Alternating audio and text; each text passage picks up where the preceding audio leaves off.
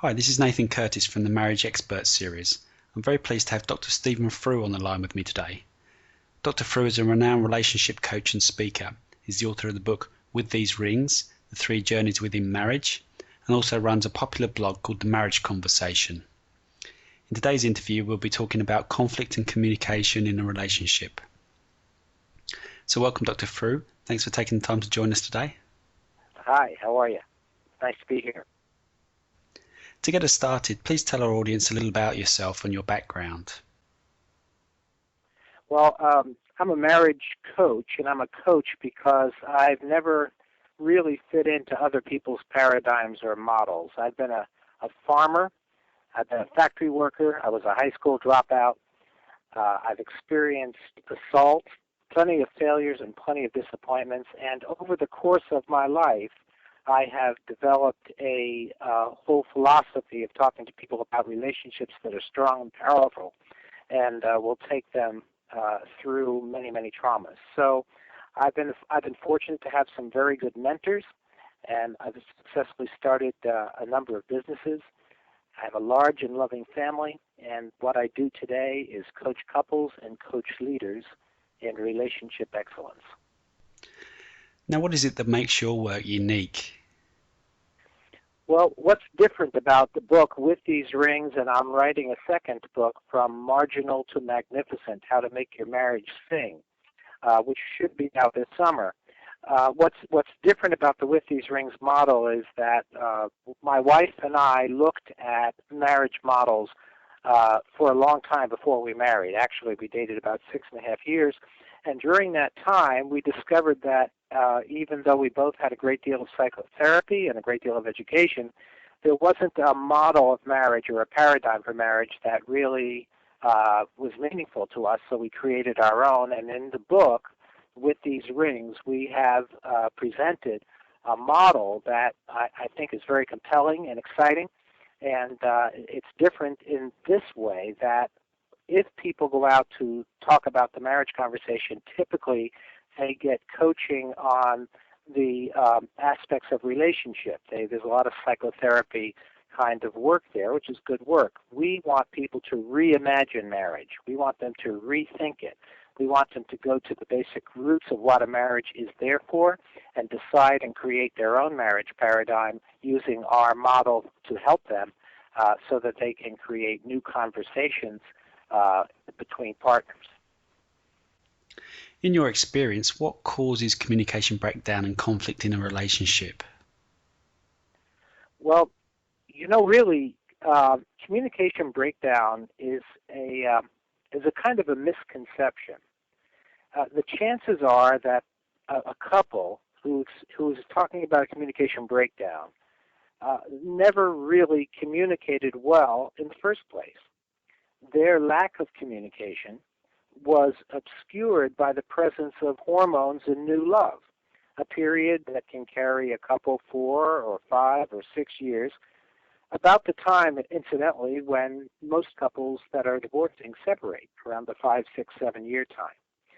So communication breakdown is a little bit misleading in that if you don't know how to communicate from the origins of your relationship, what's going to show up when the hormones die down and the new love kind of is getting comfortable is that you haven't been communicating and that you really need to start to learn how to communicate. Now that feeds into the issue of conflict because the inability to send meaningful messages to your partner, to your honey, and the inability to receive your honey's messages in a meaningful way is a major cause of conflict. Fear happens. When I can't communicate or I can't hear what my partner is saying, I get afraid. And when I'm afraid, my fear will tend to show up as anger. Now, this offers a kind of an interesting dilemma because when my fear shows up as anger, the first thing I'm most likely to do is criticize my partner because I don't want to sit around or walk around saying I can't communicate or I'm an inadequate communicator or I don't have the competencies needed here to be, for example, in my case, the husband. So I'll start to get angry. And in the anger, I'll start to diagnose her and blame her. There's a wonderful book written by a friend of mine, Bruce Sterman, and I love the title. The title is "We Have a Good Relationship If It Weren't for You." And that kind of encapsulates what happens with conflict as a result of communication. Of course, there are other sources of conflict. But the primary source of conflict is the inability to really talk about what you are actually feeling, what you are actually thinking, what you're actually imagining, without somehow twisting that and blaming the other person for your inability to state clearly what's going on inside you. Often in these situations, one partner in a relationship is unwilling to actively participate in resolving the communication issues. Are there things that one partner can do alone to improve the situation? Absolutely. We of course, in fact, I just got off the phone with a woman who's been in a marriage for 27 years, and her husband is an engineer, and she says he just won't communicate with me. He doesn't want to go to therapy. What can we do? So I use a very simple image from that used to be when I was growing up here in the United States on all the railroad track crossings. It said stop, look, and listen. Those three words, if a person that is the one that's carrying the consciousness, the one that wants to see some change, if that person can take those three words and say stop, I'm going to stop diagnosing my partner, I'm going to stop criticizing my partner, I'm going to stop blaming my partner, and that's number one. Number two, I'm going to look, try to see who my partner is. Who is this guy that doesn't want to communicate? What's going on for him? I've got to develop some curiosity instead of my blaming, shaming, criticizing, diagnosing self. I got to develop some curiosity about my partner and start to ask some important questions. Who is this person? What is he most afraid of? What does he most want with his life? And then when I do that, I can start to listen. If I can get in that place. Now, the listening comes from creating what we like to call, my wife and I like to call, the conversation. We capitalize that. Capitalize T, capitalize C, the conversation. And what it is we ask a person in the situation with this woman I just talked to, we ask her to say something like this. Look, I take 100% responsibility for the fact that we no longer communicate in any meaningful way. I'm going to take 100% responsibility. I'm going to say that's all mine. And that'll get their attention. And then you say, I'd like to have a conversation with you where we explore what each of us is willing to do about that. Are you open to that? Now, a word of caution, if they are truly no longer communicating, clearly they'll need a coach or a therapist or a spiritual advisor to hold the space of intention while they re-enter the garden of loving. They need someone to hold that space for them, and we do that all the time here. In other words, if they both intend to change the situation. Then we ask them to create an agreement. The conversation is, first of all, you know, that the person who's leading, that person says, I'd like to have this conversation with you. I'm taking full responsibility for the fact we don't communicate right now, and I want to have this conversation. If the partner says yes, then we have them create a simple agreement. And the agreement is this. We agree to withhold blame. We agree to not tell old stories. We agree to not give theories on each other or diagnosis of each other. 2, we agree to take 100% responsibility, each of us, take 100% responsibility for the breakdown in communication. And 3, we agree to have someone teach us the fundamentals of listening. Those 3 things will get them started. Now, you mentioned professional help. At what point do you think a couple should seek professional help or therapy, and what are the sorts of signals to look for? Well, I think the first signal is while when both of them are willing to seek professional help, that's a good point to seek professional help. Here's what I mean by that. Many couples wait until their marriage is an absolute traffic wreck. They wait until one person's had an affair, or one person's walking out the door, or they're no longer doing this or that.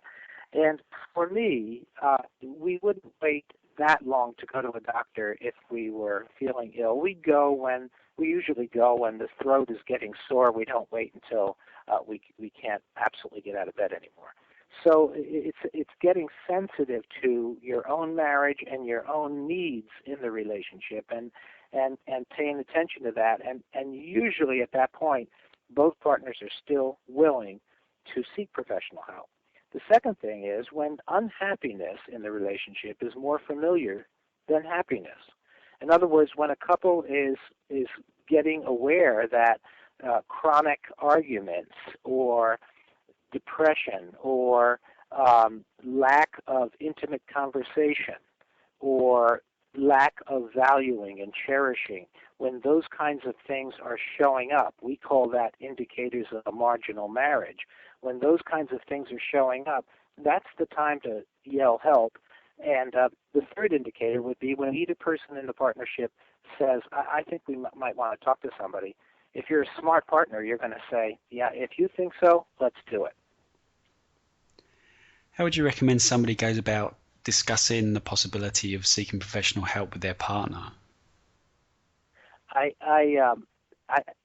There's a man I know quite well for a number of years, and he told me this story about the change in his own marriage. He said his wife didn't want to go to see a therapist or a coach. She thought she came from a very self-confident family and a very strong religious background, and she said, I don't want to do something like that. I'm fine, and if you have a problem, then it's your problem. I can go to therapy and solve it, but I don't want to. And she kind of stonewalled. By the way, there's a therapist, researcher up in Seattle, Washington, who talks about stonewalling as one of the four horsemen of the apocalypse, the other three being criticism, defensiveness, and contempt.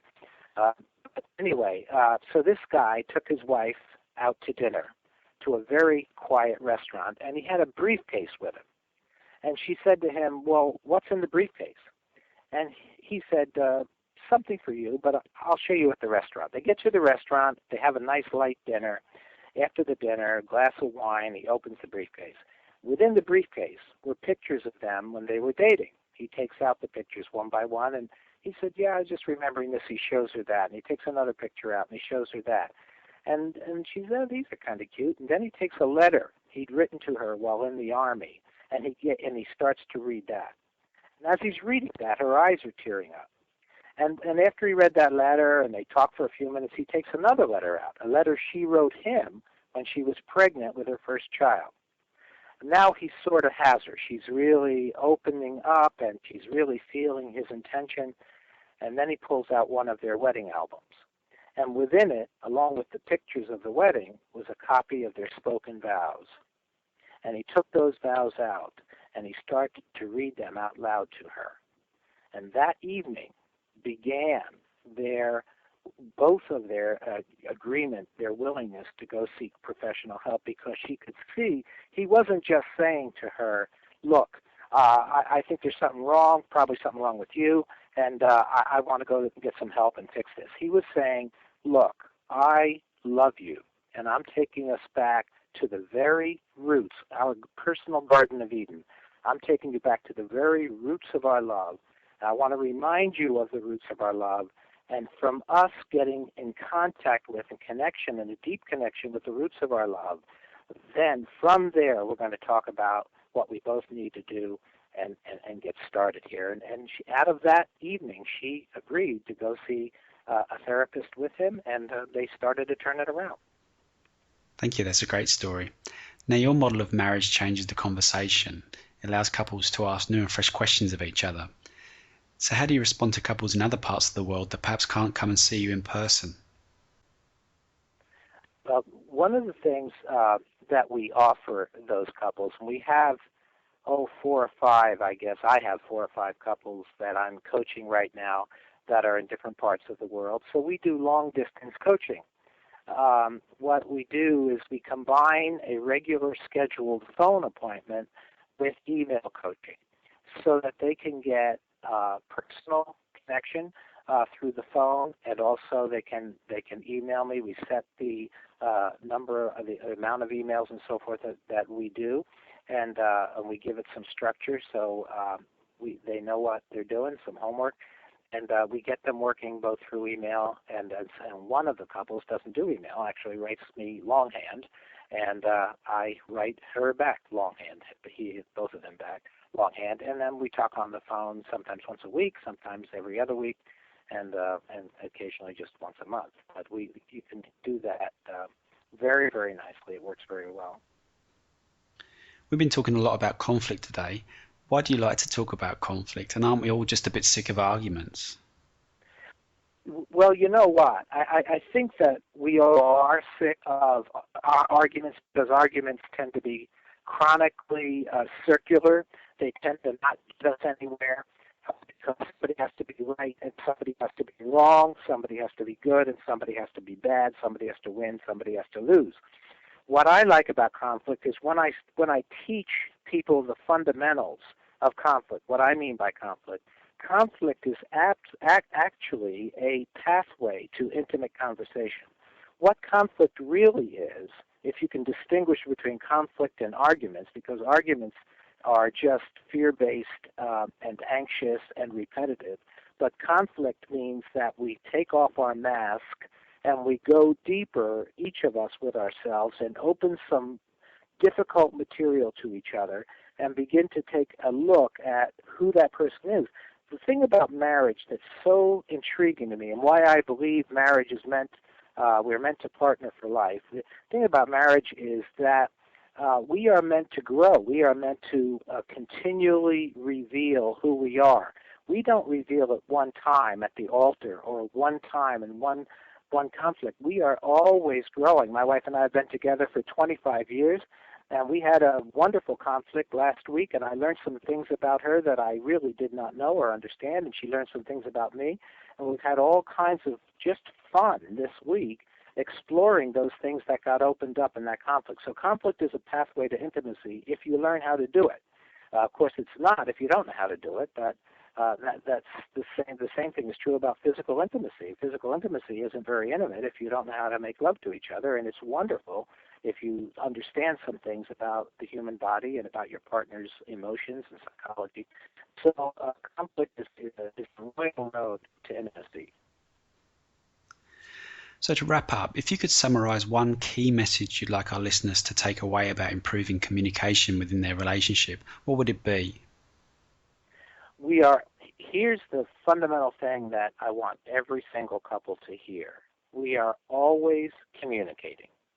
We don't get to choose whether we communicate. We get to choose how we communicate. We don't get to choose whether. We get to choose how we communicate. And with that, this other thing is your deepest possibility as a human being lies in embracing and expanding your own loving. It doesn't lie in looking for love. It lies in being love, in loving the ones you love, and deepening that, and expanding that over the course of your life. If our listeners want to find out more about you, they can visit your website, which is www.withtheserings.com. Tell us what they can expect to find there. The With These Rings website has 3 other websites addresses there as well. It has my speaker site.